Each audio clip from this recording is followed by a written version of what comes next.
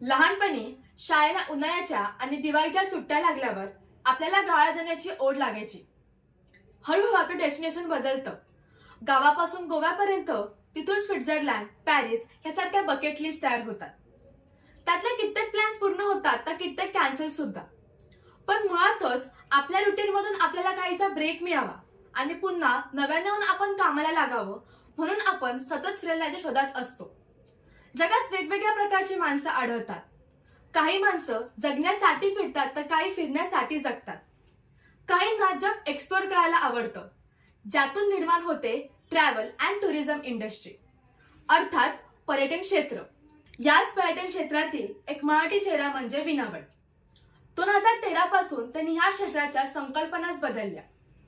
म्हणजे फक्त उन्हाळ्यात आणि दिवाळीत फिरायचं नसतं, तर हे जग आपल्याला सतत बोलवत असतं. त्यामुळे पर्यटन 365 दिवस ही संकल्पना त्यांनी मांडली.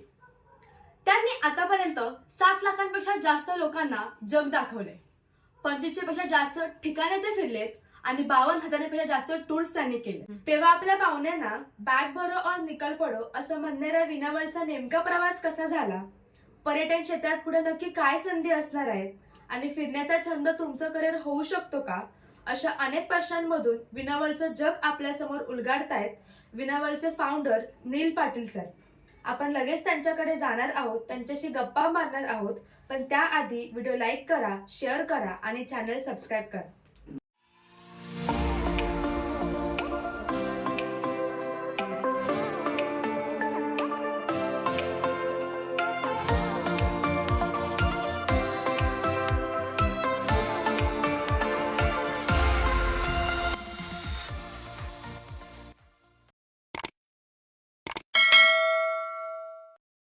हे 2013 मध्ये जेव्हा मी विनावळचा बॉल रोल करायला घेतला तेव्हाच ऍक्च्युली कळलं. सो ट्रॅव्हल बद्दल आवड ती जन्मापासूनच आहे, बट एक कंपनी सेटअप करायची, त्याच्यात काय काय जातं, ते कसं केलं पाहिजे, ते एक्झिक्युशन कसं असलं पाहिजे, स्ट्रॅटेजी कशी असली पाहिजे, हे ऍक्च्युली जेव्हा आम्ही 2013 मध्ये विनावळ आमच्या पूर्ण टीम बरोबर सेटअप केलं तेव्हाच ऍक्च्युली कळलं.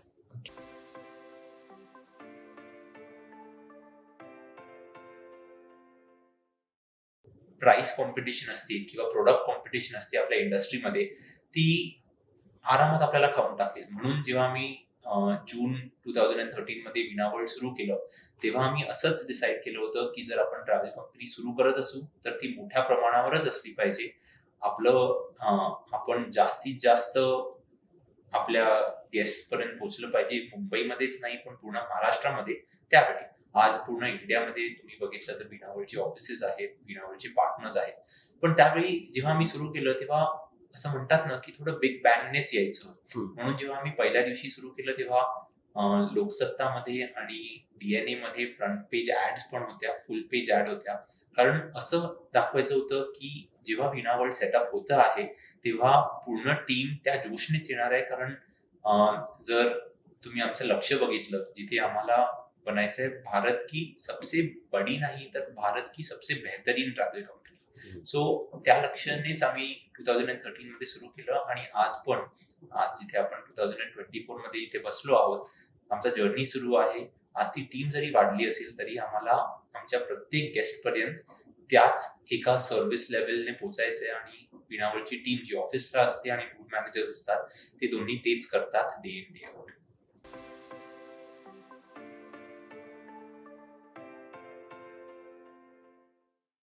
जर आपण बघितलं तर जेव्हा मी विनावळ सेटअप केलं, जसं आम्ही म्हणालो होतो की छोटं सेटअप नाहीच करायचंय, तसंच आमचं अजून एक लक्ष होतं की हाय सीझन आणि लो सीझन नसला पाहिजे, पूर्ण वर्ष तो सीझन असला पाहिजे. सो फॉर एक्झाम्पल जर आपण बघितलं तर जपानला लोक आधी चेरी ब्लॉसम मध्येच जायचे, पण आज लोक चेरी ब्लॉसम मध्ये जातातच आहेत पण ऑटम कलर्स साठी जातात, अल्पाईन रूट साठी जातात.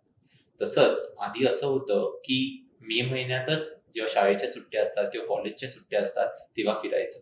पण रादर आज लोक असा विचार करतात की अरे माझ्याकडे जर फ्रायडे सॅटर्डे ऑफ असेल तर मी एक छोटी ट्रिप कुठेतरी करून येतो. ती आता छोटी ट्रिप असं पण असू शकते मी पॉंडिचेरीला जाऊन येतो, किंवा ती छोटी ट्रिप अशी असू शकते जे मी स्टॅच्यू ऑफ युनिटी व्हिजिट करून येऊ शकतो. सो असा एम होता की लो सीझन हाय सीझन का नाही ठेवायचा, तर हाय सीझन मध्ये सगळे फिरतातच, पण जर तुमच्याकडे थोडं पण टाइम असेल तर ऑफकोर्स तुम्ही लो सीझन नाही, पण ज्यावेळी बाकीच्यांना फिरायला नाही मिळत आहे पण तुम्हाला फिरायला मिळतं आहे किंवा तुमच्याकडे टाइम आहे तर तुम्ही जाऊ शकता.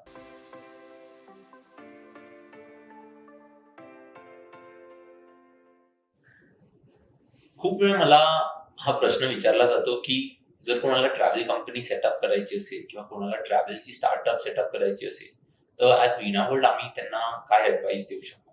नाउ जनरली मी जे टुरिझमचे स्टुडंट्स असतात त्यांना हे नेहमी सांगत आलोय की ट्रॅव्हल एजंट कोणीही बनू शकतं, पण आपली इंडस्ट्री अशी आहे जिथे कुठेही काही प्रॉब्लेम्स होऊ शकतात.